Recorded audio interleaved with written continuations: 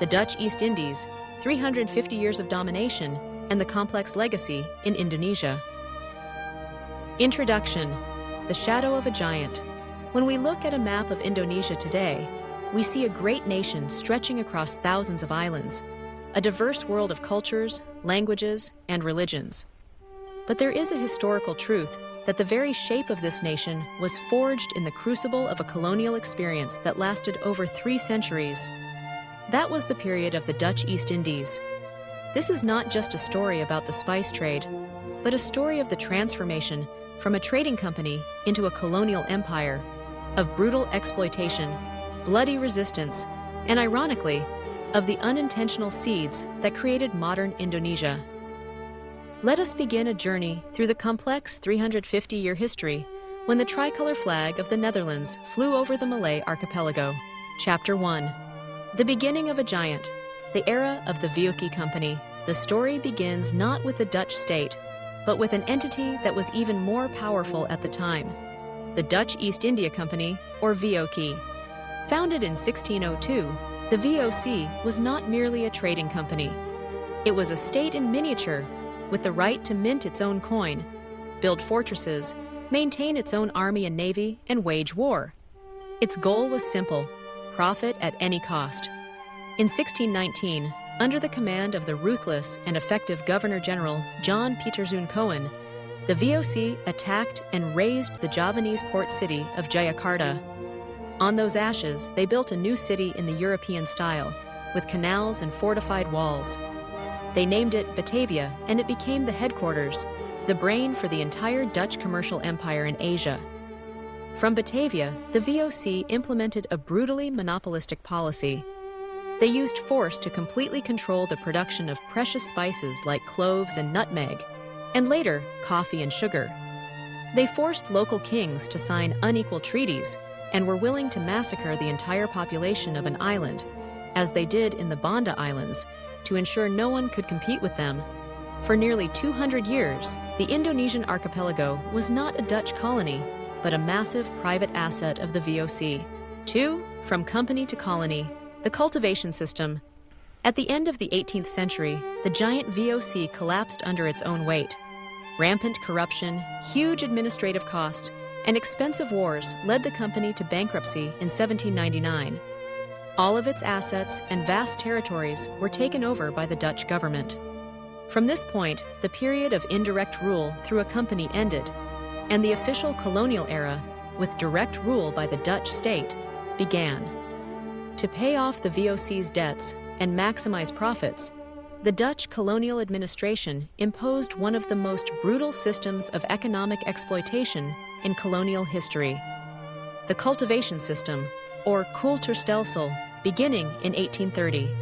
Under this system, Javanese farmers were forced to either use 1/5 of their land to grow export cash crops designated by the government, such as coffee, indigo, and sugarcane, or work for 60 days a year on government-owned plantations or projects without pay. All the produce was then turned over to the colonial government at a cheap price that it set itself. This system turned the entire island of Java into a giant state-run plantation for the Netherlands. It brought enormous profits to the Netherlands, helping the country escape an economic crisis and funding its industrial revolution. But for the Indonesian people, it was a catastrophe. Being forced to grow cash crops instead of rice led to horrific famines, especially in the 1840s, claiming hundreds of thousands of lives. Chapter 3. Resistance and Change. The Java War and the Ethical Policy. Dutch rule was never passively accepted. The history of this period is also a history of resistance. The largest and bloodiest struggle was the Java War, which lasted from 1825 to 1830.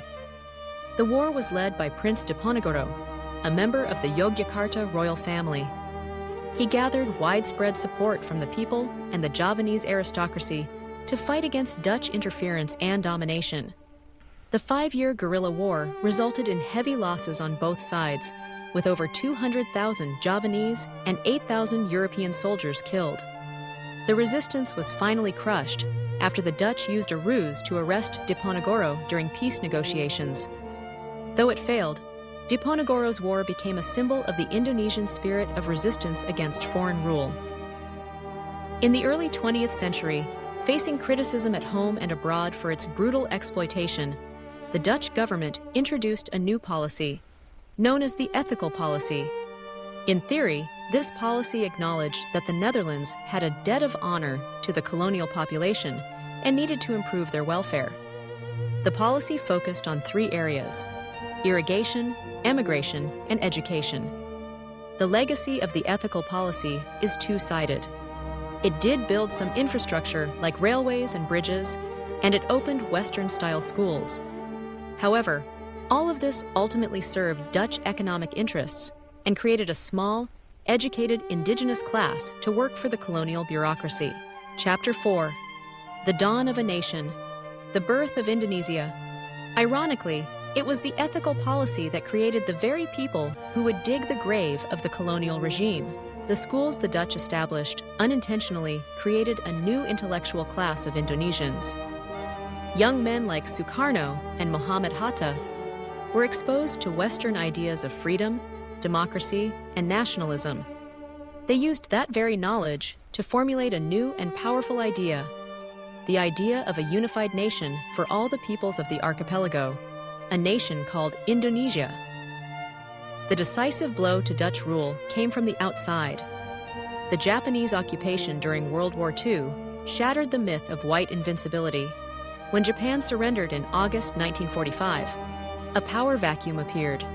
On August 17, 1945, Sukarno and Hatta seized the historic opportunity and read the Proclamation of Independence, giving birth to the Republic of Indonesia.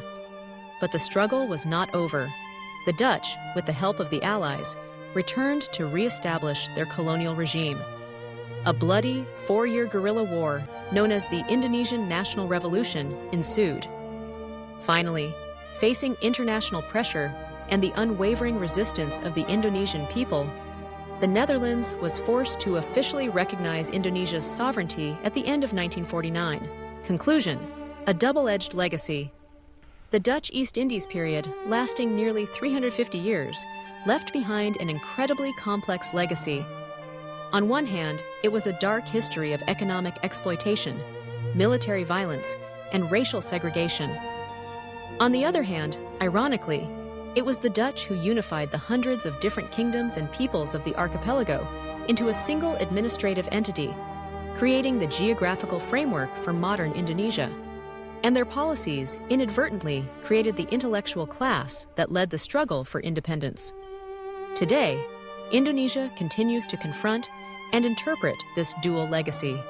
The story of the Dutch East Indies is a powerful reminder of the brutality of colonialism, but also a heroic testament to the resilient spirit and the desire for freedom of a nation.